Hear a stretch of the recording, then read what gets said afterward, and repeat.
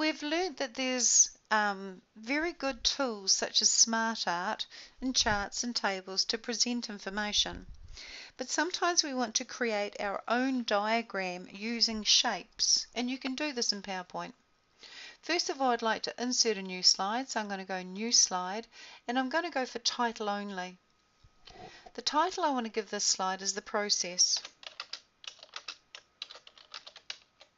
I then want to go to the Insert tab in the ribbon and start inserting some shapes. I'm going to start by inserting a basic shape, actually a flowchart shape. This first shape under the category flowchart, I'm going to click it and I'm going to drag to the right and down to create a shape. Now when I look at the diagram I'm creating, the box with the most text is fake death for insurance. So I use the box that's got the most text because if this box accommodates this text, then the other boxes will easily accommodate. And so then I need to have 5 of these boxes. So I click on the edge of the shape and I press Control D. Once, twice, 3, 4. So Control D 4 times to create 5 shapes. And I'll move the shapes out and put them roughly where I want them.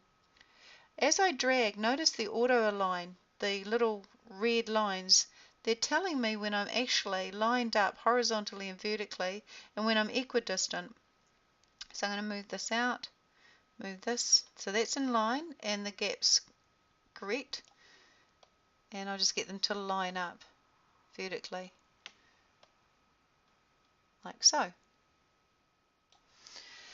Then I'll edit the text. Having edited the text in each of the boxes, I now need to insert another shape. So I'm going to go to the Drawing Tools Shapes here, hit the drop down, and in the flowchart group, I'm after this sort of cylinder, and I'm going to click it and then click somewhere on my actual slide. I'll also resize it just by dragging a little bit, and I'll position it basically where I want it, and I'll just type $3M. And what I'll do then is I want to duplicate it, and I need 4 more, so I'll Control D once, twice, 3, 4, 5. And then I'll drag and position this. That's through the center. Drag, position, that's through the center, and horizontally and vertically in line with what's to the right. Drag this one here, horizontally and vertically, and through the center. So as I'm moving it, I can keep an eye. And sometimes it pays to slow down a bit. There. Oh, that'll do. And then move this one. And I've actually one extra, so I delete. And I'll move this one. That'll do. And then again, just edit them. So this one is not 3, this is 2. This one is 5. This one is 10 and 3. Okay. To ensure that these shapes are aligned to the top and equidistant, I'm actually going to collect this shape, hold the Control key or the Shift key, whichever you prefer, and select this group of shapes. I'm going to go to the Drawing Tools Format tab in the ribbon and I'm going to go to Align. I need to align them to the top first of all, so I choose Align Top, and there was a slight shift, which means that they weren't in alignment, but now they are. I'm also going to go to Align and Distribute horizontally, and that way I know, and there was a slight shift there, that they are equidistant between the 2 outside shapes. I'm then going to select this group of shapes by holding the Shift or the Control key, and I'm going to align them also to the top, and there was a shift. I'm now going to drag down and select these 2 shapes, or drag around them actually, and lasso these 2 shapes, and I'm going to put them through the center. So I'm going to go Align and put them through the center. I'm now going to select the next 2, and I might press F4, which is repeat.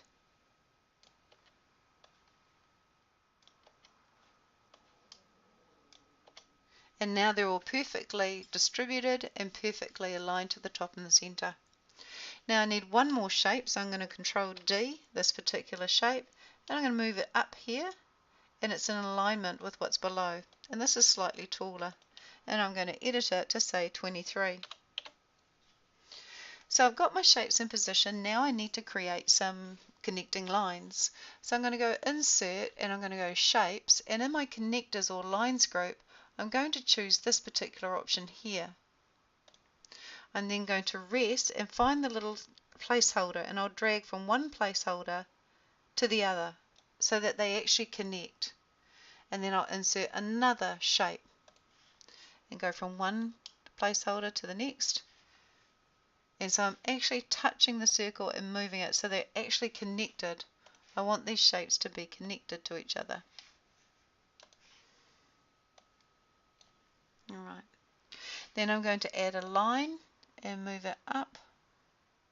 I'm then going to duplicate it, Control D, and I'll move it over to this shape here.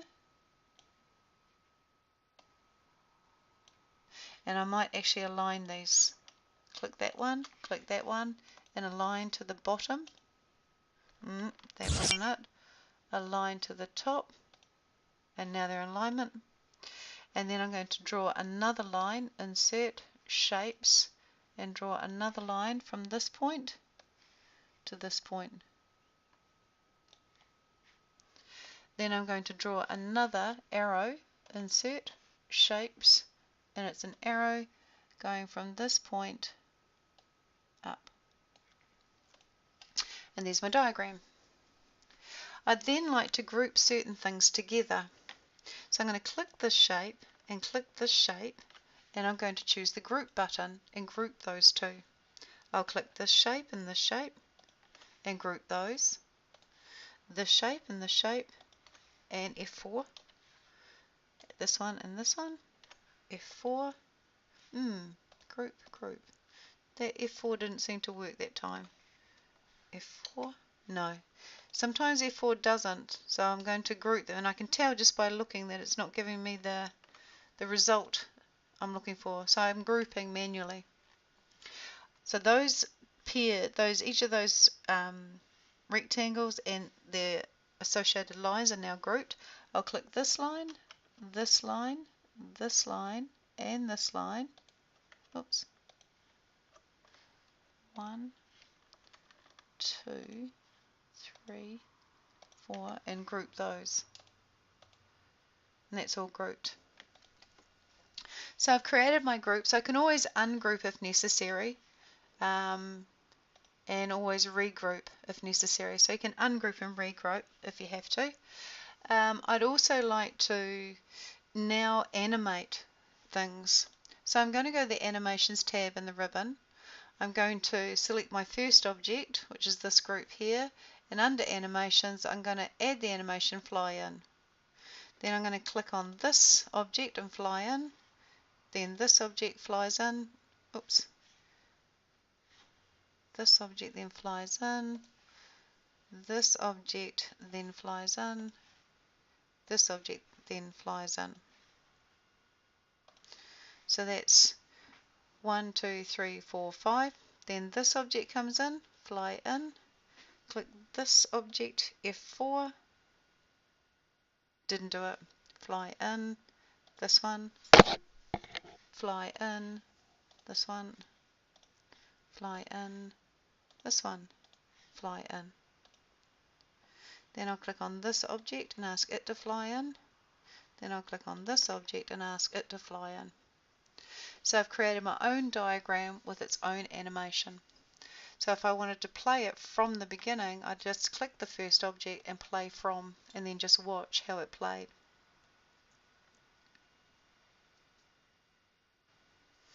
And so that's an example of creating your own diagram. Some of the shortcuts like Control D to duplicate, some of the lining up and distributing shortcuts, and also being able to group and animate.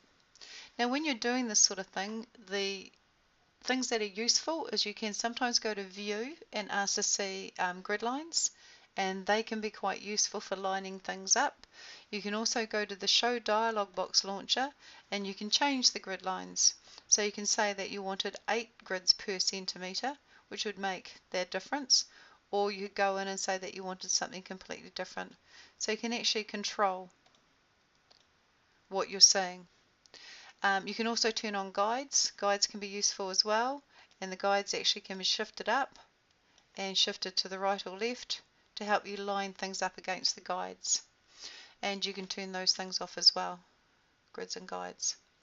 The ruler can also be quite useful as well. As far as inserting shapes, you've got all sorts of shapes that you can select from, and they're all listed there in various groups. Once you insert shapes, they will come in, depending on your theme, with a certain colour and a certain font, but you can select certain shapes just by holding the Control or the Shift key, or you can select all shapes. I'll go Control A, which will select all shapes, and then I'll Control click the title and Control click the slide number to exclude them. I'd also have to Control click Software Solutions and the date to exclude them. So that might be a quick way to select all shapes. And then through the Drawing Tools format, you can change the shape fill. So you can go for a different color entirely. You can change the shape outline and the text outline and the text effects, so you can really get the text looking just the way you want it to look. Text fill, text outline, and text effects. There's also these WordArt objects you can choose, and you can see as I'm resting on them, it does affect the text in the boxes. You can also choose to change the shape fill. So you may not be happy with the fill that you were given, and you can change the fill quite simply. You can also change the shape outline and the shape effects, and you've also again got these shape styles to choose from. So you can really format your diagram to look just the way you want. And I think the aligning options are really useful, to the left, center, or to the right, or to the top, middle, bottom, and being able to distribute horizontally and vertically quickly is really useful. And then just click to make your selecting go away.